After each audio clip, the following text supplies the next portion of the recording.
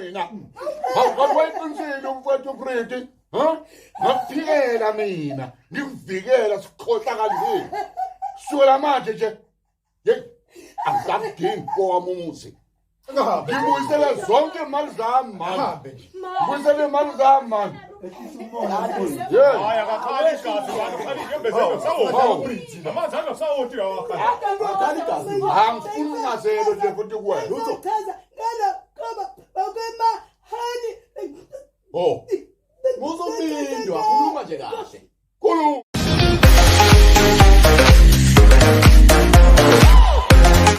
Hello everyone, welcome back to Saturday Live Show and thank you so much guys for tuning in.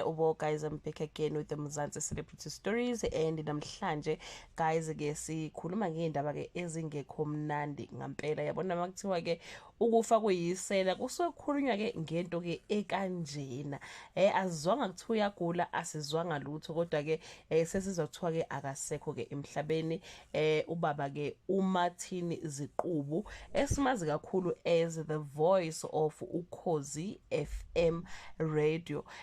Guys, kulezi insuku ngingamuzwa nje futhi uyena ubabamezela ke ukushona kababa ke uGumbi ukuthi asekho emhlabeni, waphinde futhi wamemezela abanye abantu abaningi lapha ke Ukhozini FM nememezo nje eziningi bezenziwa uyena Ukhozini. So ngithe bangabe ngizwa kuthiwa akasekho emhlabeni izolo ebusuku, I was like no, it's not true. Lo muntu lo usanda kumuzwa Ukhozini memezela ukuthi baGumbi akasekho emhlabeni elakazi ngizwe ukuthi uyagula or yabo akekho right. So ke kuthiwa ke guys ushonile ubaba ke uMartin Ziqubu beneminyaka ela ko 68 67. Ungowasentuzuma eThekwini. Thina abaningi ke simazela ke kwi-radio, kwiyitori ke zaku-radio khona ke Ukhozini FM. Nizomkhumbula guys wadlala ke indawo yokuba ungqongqo kwistori sasithi ke kusakusa and ke igama kabantu abaningi besembembiza ke ngalo. Waphinde wadlala futhi ezinye izitori zabazazithi buchitheka bugayiwe. Ziningi izitori esimazi ngazo ke thina ke ivoice yakhe njengoba sithi ke ube nevoice ke ehlukile ngampela. Baba ke uMartin Ziqubu ube uthisha ke isikhathi eside khona ke edlala lapha na ke kwi-radio. Ubekade ke ewuthisha for iminyaka ewu40. Wayeseya empeshenini ke bakithi waphumula kodwa wasethi ke ivoice yakhe uzoqhubeka ke ayisebenzise. Waphinde futhi ke kwavulekelwa ke namathuba ukuthi ke ayo actor lapha ke kumabona kude noma ke ayethi indawo ayisaba kakhulu, kodwa sambona kwi-hostela, sambona kwisibaya, sambona kwimbewu. Simbone nje izitori ezithanda ukuba ningana impela.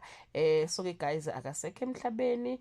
Ngicabanga ukuthi ke ushone ke izolo ngoba ke bakuveza izolo ukuthi ke akasekho. Kwawukuthi I was like no, mhlamba akusilona iqiniso phela ku social media uyawubona ukuthi umuntu akasekho kanti ke abantu ke baqamba amanga, kodwa ke ngibone eqinisekiswe na i-casting agency yakhe ukuthi impela cha akasekho ke emhlabeni ubaba ke uMartin Ziqubu.